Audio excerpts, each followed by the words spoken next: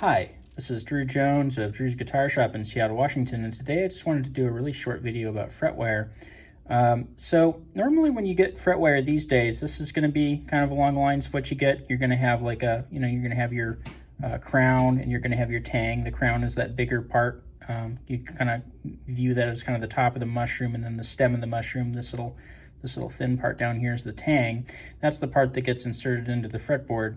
And when you turn this fret around to the side, you'll notice that on the tang, there are these kind of alternating little teeth that are stamped into the tang.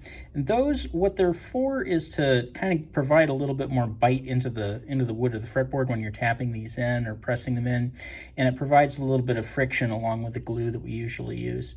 But this isn't how it's always been done, and occasionally you'll run into something a little bit different. And what I wanted to talk about today are these kind of hand-tapped chiseled frets that you occasionally run into in older guitars, especially like older Japanese guitars. So what you're going to notice on this is that, we still have the standard shape. We still got that mushroom head and the little stem. But on the sides of this, you don't see those teeth. Instead, you see on the bottom, somebody's taken a chisel and they've kind of tapped some teeth into it. And the reason that this is interesting and also kind of important to note is because when you run your finger along the side of these, you'll notice that these are actually significantly more pronounced than those teeth that are kind of pressed into the more modern stuff. And they're sharper, they're more jagged, they grip more.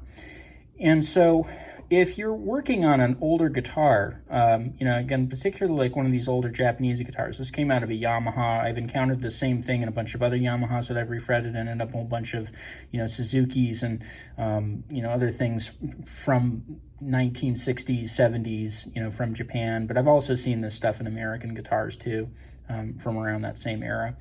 If you're working on one of these guitars from that era and you think this is going to be what you're dealing with in there, you might want to spend a little bit extra time with the soldering iron heating these up as you're withdrawing them.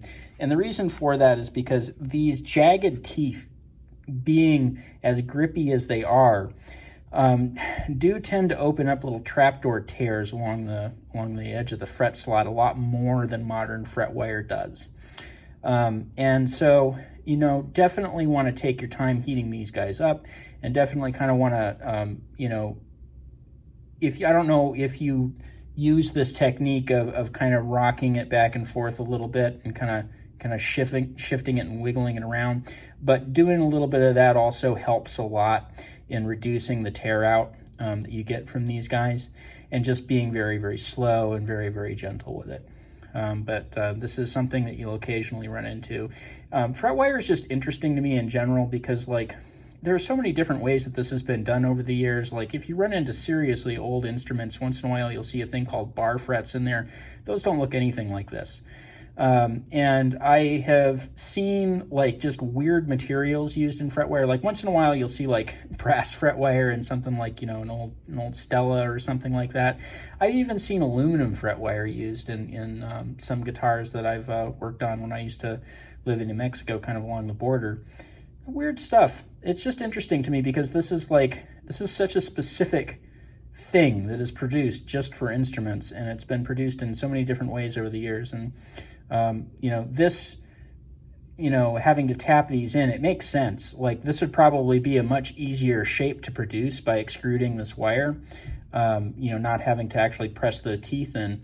But the thing is that going in there and doing this tapping is going to take more time. That said, the interesting thing to me about this is that while you were doing this tapping, the thing that would happen would be that you kind of naturally put a radius into the fretboard, into the fret, which you could use that to your advantage when you're doing the fret job. So I'm not sure that this is a kind of Fretwire that I would actually actively seek out. It seems to me like the kind of jaggedness of these and the fact that they're kind of on the bottom would, I don't know, maybe lead to maybe it'd make these a little harder to seat than, a modern Fretwire, but I don't know, might be interesting to try. If I find these someplace where I can get them someday, maybe I'll experiment around with them and see what it's like to work with this stuff. But yeah, interesting differences in some of these older guitars when you really get into you know, pulling these frets out or kind of looking inside the guts.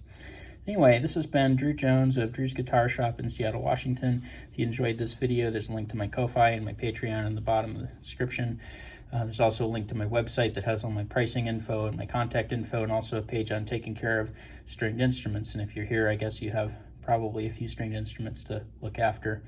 I have a lot of other videos like this on my channel. You know, like, subscribe, link them around to your friends, and thanks for watching.